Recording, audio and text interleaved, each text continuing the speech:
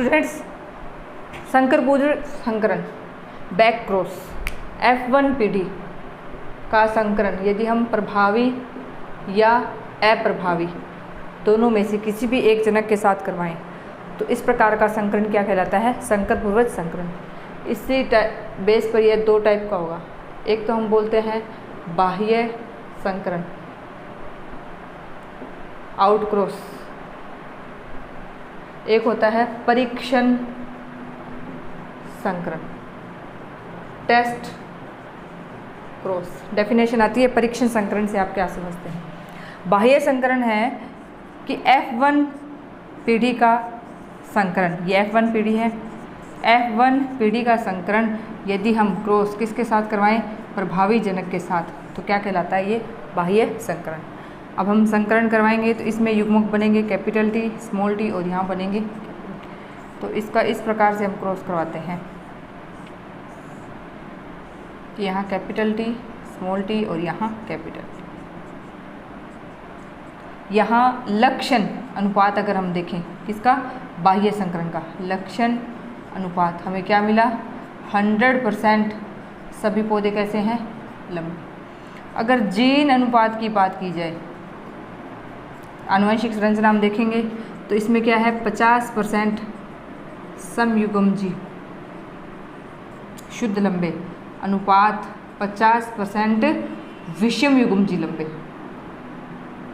विषमयुग्मजी लंबे। समयुग्मजी विषमयुग्मजी की हमने ये टर्म्स देखी थी, डेफिनेशंस, कि एक ही लक्षण के एक ही विपर्यासी रूप के दो एलील्स, अगर दोनों एलील्स समान है तो समयुग्मजी, दोनों एलील्स अगर अलग अलग हैं तो विषमयुग्मजी। इसी प्रकार परीक्षण क्रॉस का मतलब है कि F1 पीढ़ी का संकरण हम किसके साथ करवाएं? अप्रभावी जनक के साथ। तो इसमें भी ये दो युग्मक बनेंगे यहाँ। इसका जब इस एक अप्रभावी जनक के साथ हम यहाँ संकरण करवाएंगे तो हमें यहाँ क्या प्राप्त होगा?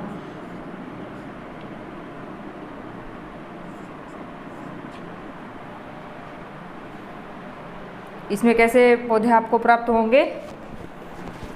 लंबे और यहाँ ये बोने। लक्षण अनुपात और जीन अनुपात हमें क्या मिलेगा? 1:1। ये है इस प्रकार आपका संकर पूर्वज संकरण या बैक क्रॉस, जिसमें F1 पीढ़ी को हमें कंसीडर करना है कि F1 पीढ़ी का हम क्रॉस यदि प्रभावी जनक के साथ करवाते हैं तो आउट क्रॉस कहलाता है, और अप्रभावी जनक के साथ कराते हैं तो टेस्ट क्रॉस कहलाता है, या इन्हें हम क्या कहते, इनका हिंदी डेफिनेशन क्या है? बाह्य संकरण या परीक्षण संकरण। आगे हम देखते हैं मेंडल के नियमों का। हमारी जो आनुवंशिकी है उसमें ये नियम पूरी तरह से हर फील्ड में लागू नहीं होते हैं, कहीं कहीं ये अपवाद हैं। अब उस अपवाद को हम आपको पढ़ाते हैं और इस टॉपिक का नाम होगा कि मेंडल के नियमों का विचलन। विचलन यानी कहाँ ये पूरी तरह से लागू नहीं हुए। देखिए, मेंडल के नियमों से विचलन।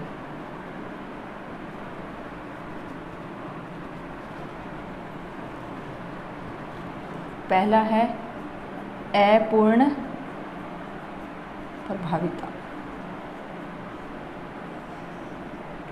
अपूर्ण प्रभाविता को एक्सप्लेन करने के लिए मिराबिलिस जालापा, ये एक पौधे का नाम है, या हम एग्जाम्पल लें इसमें स्नैप ड्रैगन। इन दो प्लांट्स पे जब इन्होंने प्रयोग किया तो लाल फूल वाले पौधे, यानी ये प्रभावी है, लाल फूल, और सफ़ेद फूल ये कैसा है? अप्रभावी जनक। जब इन दोनों में संकरण करवाया, संकरण से यहाँ युग्मक और ये यहाँ युग्मक, ये पेरेंट हो गए, जनक पेरेंट। इसके संकरण से यहाँ हमें क्या मिली है? F1 पीढ़ी।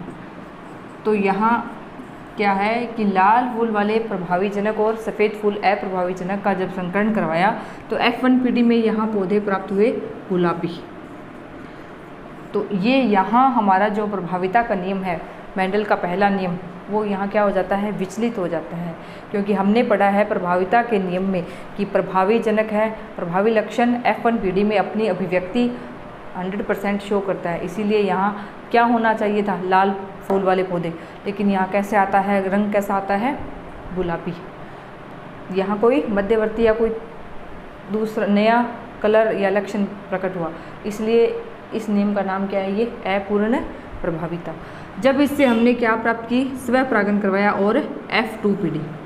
तो स्व परागण के लिए आप क्या करेंगे, इसमें इस प्रकार यहाँ R स्व परागण करवाते हैं, स्व परागण, और ये क्या प्राप्त होगी आपको, F2PD। तो यहाँ क्या पौधे बनेंगे,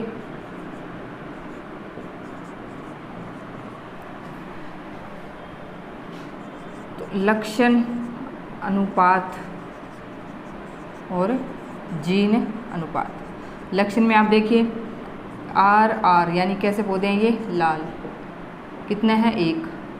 R और R ये कौन से हो गए, गुलाबी, और इनकी संख्या 2, और यहाँ कौन से आएंगे अब, सफ़ेद फूल वाले पौधे, ये क्या है, 1। इसी प्रकार जीन अनुपात देखें तो ये रेड 1, यहाँ रेड और रेड, यहाँ 2 और यहाँ 1। तो यहाँ अपूर्ण प्रभाविता में F2PD का लक्षण और जीन अनुपात दोनों कैसे आ रहे हैं, बिल्कुल सेम आ रहे हैं। जबकि प्रभाविता के नियम में हमने क्या निकाला था कि लक्षण अनुपात हमारे पास क्या आता है, 3:1, और जीन अनुपात का रेशो क्या था हमारे पास, 1:2:1। ये कौन सा नियम था, प्रभाविता का नियम। और ये कौन सा नियम कहलाता है, अपूर्ण प्रभाविता का नियम, जिसमें मेंडल के प्रभाविता का नियम का क्या हो गया, यहाँ खंडन हो गया या विचलित हो गया। इस नियम को कैसे देखेंगे हम, ये आपको ये एक्सपेरिमेंट या प्रयोग करके ही उस क्वेश्चन में आपको शो करना होगा कि एग्जांपल है कि मिराबिलिस, जलापा, स्नैपड्रैगन या इसे 4 o'clock प्लांट्स, उनमें जब इन्होंने स्टडी किया लाल फूल वाले पौधे और सफ़ेद फूल वाले पौधों का आपस में जब संकरण करवाया, तो F1PD में एक नया लक्षण या गुलाबी फूल हमें प्राप्त हुए।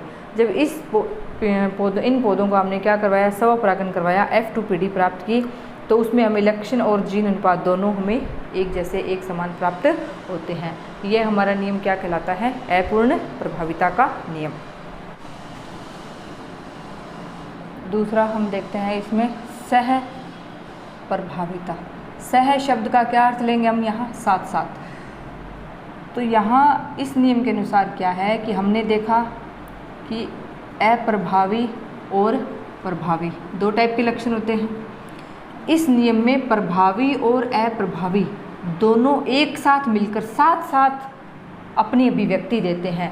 F1PD में दोनों की ही अभिव्यक्ति होती है, प्रभावी और अप्रभावी दोनों ही लक्षणों की अभिव्यक्ति होती है F1PD में। तो इस प्रकार का ये नियम है, क्या कहलाता है, सहप्रभाविता।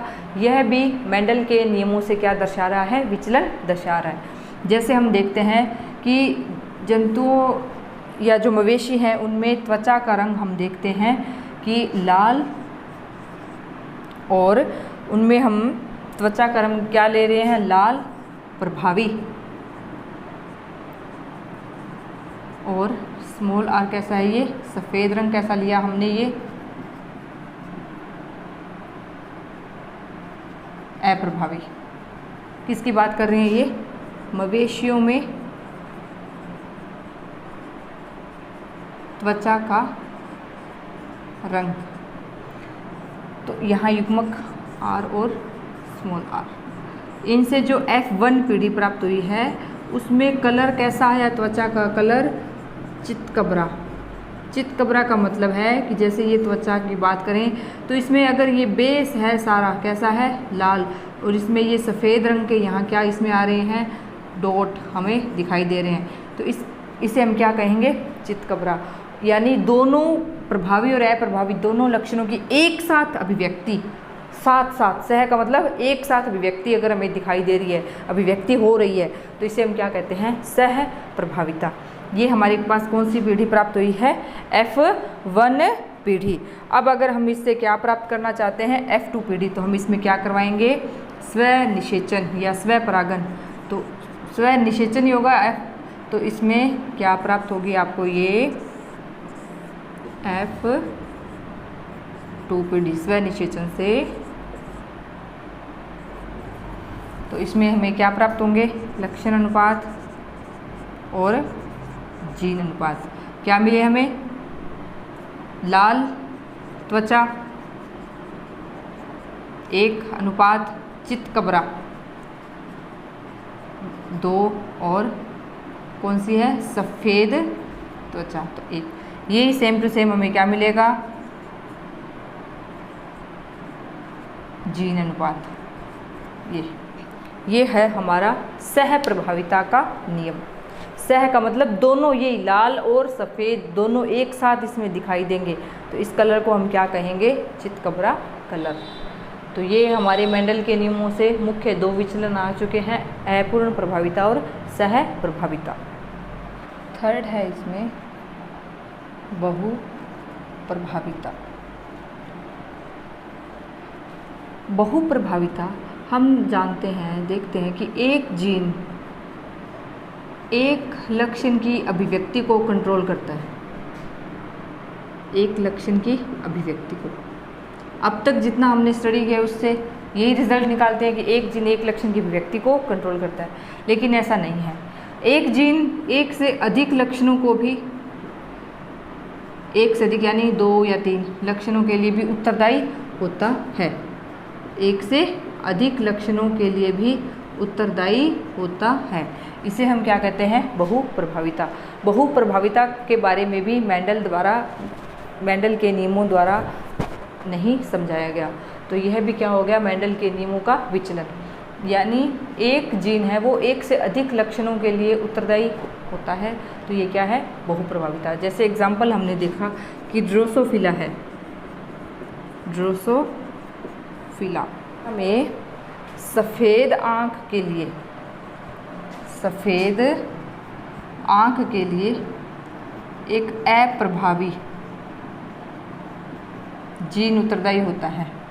तो ये जीन है, ये सफ़ेद आँख के साथ साथ ड्रोसोफिला में पंखों की आकृति और उदर की आकृति के लिए भी क्या होता है, ये जीन उत्तरदायी होता है। ये है इसका एक एग्जाम्पल बहु प्रभाविता का, कि ड्रोसोफिला में सफ़ेद आँख के लिए जो ये अप्रभावी समयुग्मजी जीन उत्तरदायी है, उसे केवल एक जीन एक लक्षण की अभिव्यक्ति ही होनी चाहिए थी, लेकिन ऐसा नहीं है। यह है एक ही जीन इन 2 लक्षणों को भी प्रभावित करता है। इसे हम क्या कहते हैं, बहु प्रभाविता। अगर मनुष्य में देखें तो इसका एग्जाम्पल है सिकल सेल एनीमिया। ये एक वंशागत रोग है, सिकल सेल एनीमिया।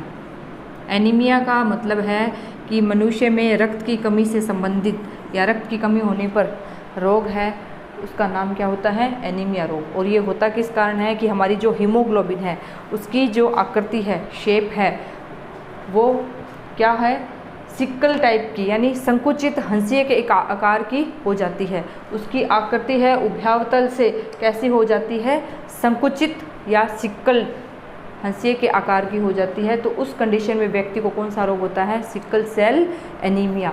और अगर इस एनीमिया में ये सभी हीमोग्लोबिन पर अगर इफ़ेक्ट हो जाए तो उससे व्यक्ति की मृत्यु भी हो जाती है।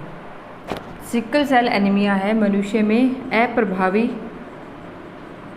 जीन के कारण होता है। यह यदि समयुग्मजी स्थिति में हो यह जीन, तो उस व्यक्ति की बचपन में क्या है, मृत्यु हो जाती है।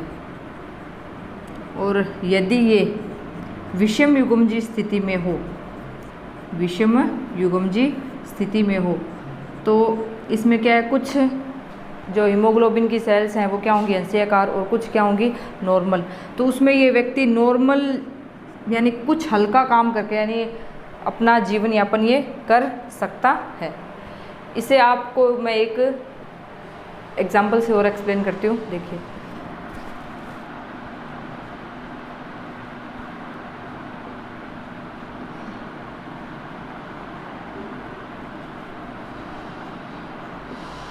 वाहक नर, वाहक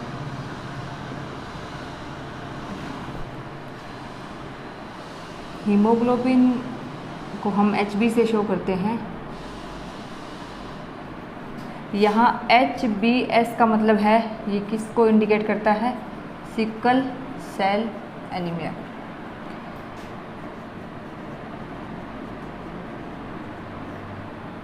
यानी इनकी कितने % संतान में ये रोग प्रेजेंट होगा, कौन वाहक होगा, ये देखिए। तो इनसे युग्मक क्या बनेंगे? यही बनेंगे।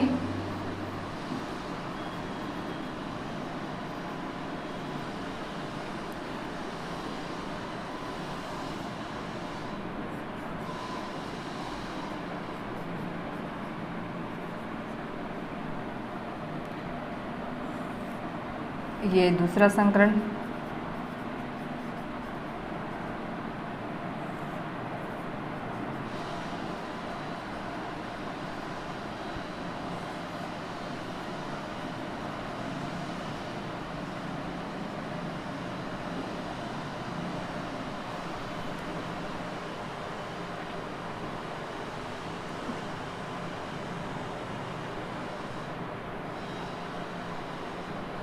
ये इसमें क्या है कि जहाँ दोनों ही आपको S दिखाई दें, दोनों ही आपको क्या दिखाई दे?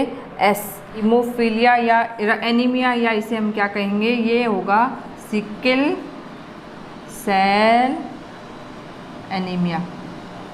जहाँ आपको HB और HS दिखाई दे रहा है, ये दोनों क्या होंगे?